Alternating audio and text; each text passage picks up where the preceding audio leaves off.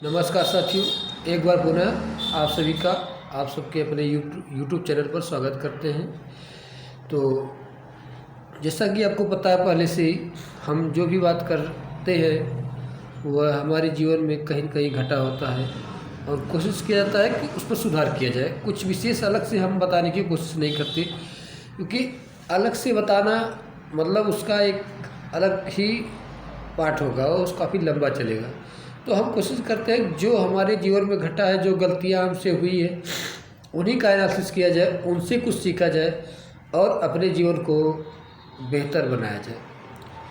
तो साथियों, आज जो हम बात करेंगे वो इस पर करेंगे कि आप देखे होंगे ध्यान से, कभी कभी अनुभव किए होंगे, कभी कभी बहुत सारे काम एक साथ आ जाते हैं तो हमारा जो दिमाग है वो हलचल करने लगता है, मतलब कंफ्यूज हो जाता है कि एकदम बौखलाहट जैसी आ जाती है हमारे अंदर कि वास्तव में करें तो क्या करें। हम इतना सारा काम एक साथ आ गए, इतनी सारी बर्डन, इतनी सारी समस्याएं एक साथ हमारे जीवन में आ गई कि अब किया क्या जाए। एकदम थक से जाते हैं, एकदम निराश से हो जाते हैं कि अब तो कहीं न कहीं नुकसान है। तो एक चीज़ तो आप याद रखिए, पहली बात जान लीजिए कि जीवन में ना कुछ नुकसान है ना कुछ फ़ायदा है। ये तो एक भ्रम मात्र पाला गया है हम मनुष्यों के द्वारा कि नहीं यह नुकसान हो जाएगा या फ़ायदा हो जाएगा। ऐसा कुछ नहीं है। हाँ, हमको अच्छे कर्म करने की कोशिश लगातार करनी चाहिए। ध्यान दीजिएगा, अच्छे कर्म करने की कोशिश लगातार करनी चाहिए। नहीं, एक बार करके अगर हार गए तो ऐसा नहीं है कि दोबारा नहीं करेंगे, इसमें तो हार मिल गई।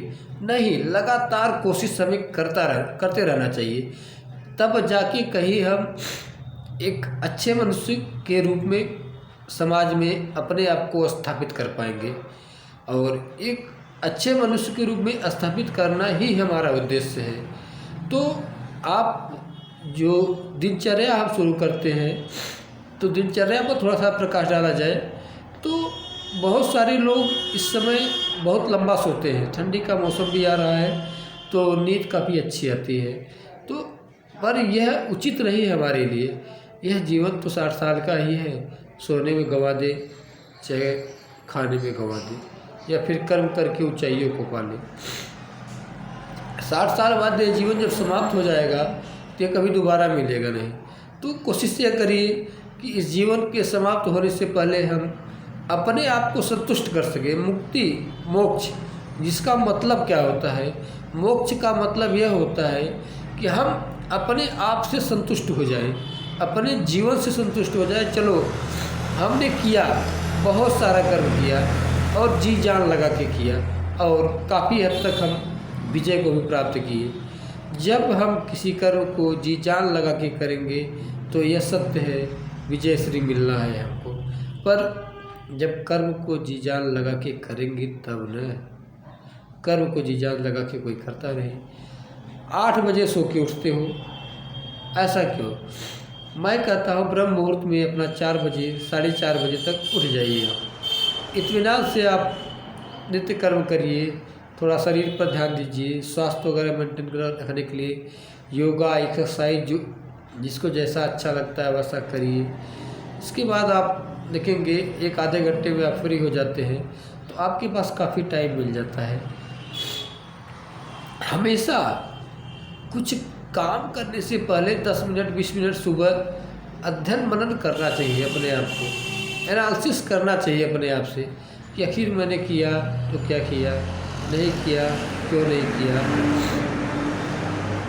इन सब बातों पर हमें ध्यान देना चाहिए कि अभी हमको सपोज करिए कोई किसी मामले को सलटाने जाना है या किसी डीलिंग पे जाना है, तो अभी से अध्ययन करिए कि उसके 1000 प्रश्नों को उसके सोचिए, नेगेटिव प्रश्नों के, वह क्या क्या नेगेटिव प्रश्न पूछ सकता है, हम कहाँ से उसको पॉजिटिव उत्तर दे सकते हैं। कुछ नहीं होता कहीं भी। यह मन का जो डर होता है यह हमें जीने नहीं देता, यह हमें आगे बढ़ने नहीं देता। तो कोशिश ये करिए, मन के डर को भगाइए और आगे की तरफ बढ़ते रहिए। कोई प्रश्न ही पूछेगा नहीं और हर प्रश्न का उत्तर प्रश्न में ही छिपा रहता है। आप ध्यान से देखिए। अटल जी का एक वाकया सुनाता हूँ, तो शायद आप सब लोगों ने भी सुना होगा, मैंने भी तो सुना ही है, पर एक बार फिर याद दिलाते हैं। एक बार अटल बिहारी वाजपेयी जी से किसी पाकिस्तानी महिला पत्रकार ने पूछा कि आप से अगर मैं शादी कर लूँ तो आप मुझे मुँह दिखाई में कश्मीर देंगे। देखिए, अब इसी प्रश्न में उत्तर छिपा है। तो अटल जी भाई बुद्धिमान थे। शांत स्वभाव के जो लोग होते हैं ना, वो अक्सर बुद्धिमान होते हैं, क्योंकि वो थोड़ा सा दिमाग लगाते हैं और ऐसा पा जाते हैं। तो आप भी शांत स्वभाव के बने। तो अटल जी बड़े ही दिलेरी से, बड़े ही मोहब्बत से कहा, जी मैं तो दे दूँगा, पर मुझे शादी में दहेज में पूरा पाकिस्तान चाहिए, क्या आप दे सकेंगे? सबकी सिट्टी बिट्टी बंद हो गई। तो देखिए, अब उसका बोली वही बंद हो गया। इसी तरीके से जो प्रश्न व्यक्ति पूछेगा, उसका आंसर, उसका उत्तर वही कहीं अगल बगल छिपा है। थोड़ा सा ध्यान लगाने की बात है, थोड़ा सा इधर उधर समझने की बात है, आंसर अपने आप मिल जाएगा। धन्यवाद। वीडियो अच्छा लगे तो शेयर करिएगा, और हो सके तो चैनल को सब्सक्राइब कर लीजिएगा। धन्यवाद।